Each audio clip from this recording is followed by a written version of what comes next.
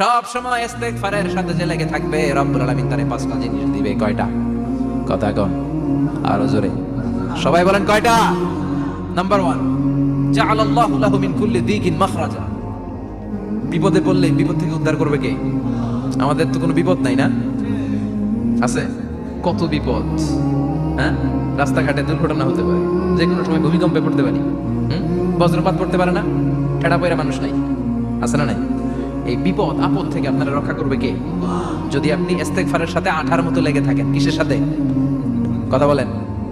ইস্তেগফারের সাথে লেগে থাকতে পারলে 1 নাম্বার হচ্ছে বিপদে পড়লে আপনারে মুক্ত করে দিবে কে? 2 নাম্বার মিন কুল্লি হাম্মিন ফারাজা, যে কোনো ধরনের টেনশন, হাইপার টেনশন থেকে বাঁচায় দিবে কে? আমাদের তো টেনশন মেনশন নাই না? আছে? লাইফ নিয়ে টেনশন, বাঁচার টেনশন, মরার টেনশন, ক্যারিয়ারের টেনশন, রাস্তাঘাটে যানজট এটার টেনশন, পুলিশের দৌড়ানি, র্যাবের দৌড়ানি, বাড়ির ভাড়া, গ্যাস বিল, বিদ্যুৎ বিল, ছেলে মেয়েদের লেখাপড়া, কত টেনশন। এই সব টেনশন থেকে আপনারে মুক্ত করে দিবে কে? 3 নম্বরে ওয়ারযুকহু মিন হাইসু লা ইয়াহতাসিব, এমন জায়গা থেকে আল্লাহ আপনার রিজিকের ব্যবস্থা করবে আপনি কল্পনাই করতে পারবেন না। সুবহানাল্লাহ পড়েন। 4 নম্বরে সবসময় ইস্তেগফার যদি পড়া হয়, আল্লাহর কোনো আযাব ওই বান্দার উপরে আসে না। ওমা কানাল্লাহু মুআযযিবাহুম ওয়া হুম ইস্তাগফিরুন।